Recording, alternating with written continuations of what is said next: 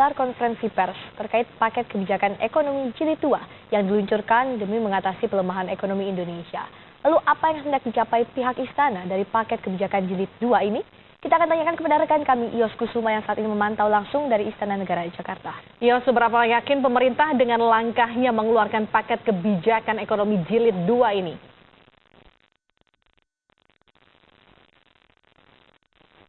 Ya, Liviana dan juga saudara, secara garis besar paket kedua kebijakan ekonomi banyak mengatur masalah investasi dan juga insentif untuk para eksportir.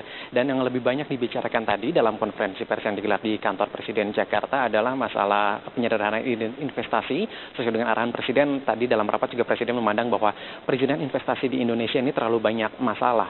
Seperti misalnya yang dibandingkan oleh Presiden Joko Widodo adalah izin investasi Indonesia dengan negara tetangga Singapura dan juga Malaysia yang menurut Presiden prosedur perizinan untuk membuka investasi Indonesia ini perlu dipangkas hingga 70%. Ini dilakukan atau perlu dilakukan menurut Presiden agar Indonesia akan semakin kompetitif jika dibandingkan negara-negara lainnya dalam mengundang para investor. Dan yang tadi disampaikan dalam jumpa pers adalah penyederhanaan izin untuk investasi di kawasan industri.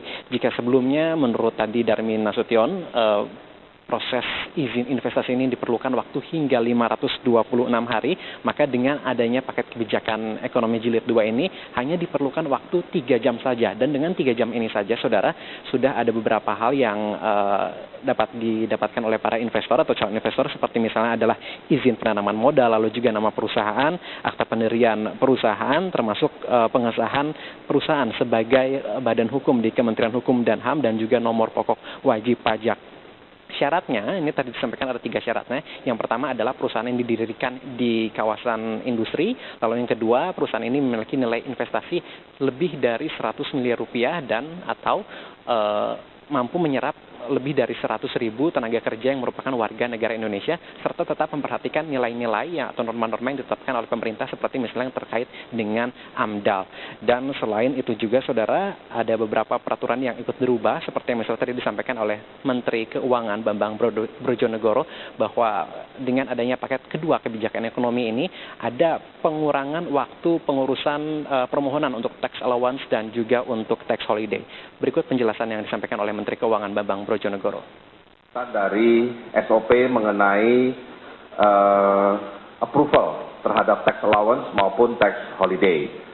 Peraturan pemerintah dan PMK-nya sudah keluar untuk semuanya, tapi yang kita ingin ketekankan bekerja sama dengan BKPM untuk tax allowance setelah semua persyaratan dipenuhi, jadi persyaratan yang ada di PP itu sudah dipenuhi, maka BKPM dan Ditjen Pajak Kementerian Keuangan akan menyelesaikan semuanya dalam waktu paling lama 25 hari. 25. Dan dengan adanya paket kedua kebijakan ekonomi ini juga, pemerintah dalam hal ini dalam Menteri Keuangan akan memberikan insentif pajak, dalam hal ini adalah pajak penambahan nilai untuk industri-industri transportasi di Indonesia, terutama yang bergerak di bidang galangan kapal. Berikutnya merupakan pernyataan lanjutan dari Menteri Keuangan Bambang Brojonegoro. PP ini memberikan insentif, yaitu PPN tidak dipungut untuk beberapa alat transportasi, utamanya adalah galangan kapal, kereta api, serta pesawat, termasuk suku cadangnya. Dan saudara, masalah perizinan investasi ini menjadi salah satu masalah yang tadi dibicarakan atau disinggung oleh Presiden Joko Widodo. Selain itu juga Presiden tadi sempat mengingatkan para menteri mengenai masalah-masalah atau hambatan bidang investasi lainnya, seperti misalnya adalah kejelasan dalam pembebasan lahan, lalu juga kepastian ketenagakerjaan dan juga pengupahan, serta ketersediaan pasokan listrik atau penambahan pasokan listrik dari tahun ke tahun. Demikian, Livi. Terima kasih Ios Kusuma atas informasi Anda langsung dari Istana Negara Jakarta. Investasi hanya dalam 3 jam saja, asal syaratnya tadi merupakan di kawasan industri, nilai investasi minimal 100 miliar rupiah dan tenaga kerja yang diserap minimal 1.000 orang. Tapi tentu apapun kebijakannya, semoga ini bisa menarik kembali investor untuk memarkirkan dolarnya di Indonesia. Ya, dan berikutnya kami akan kembali dengan informasi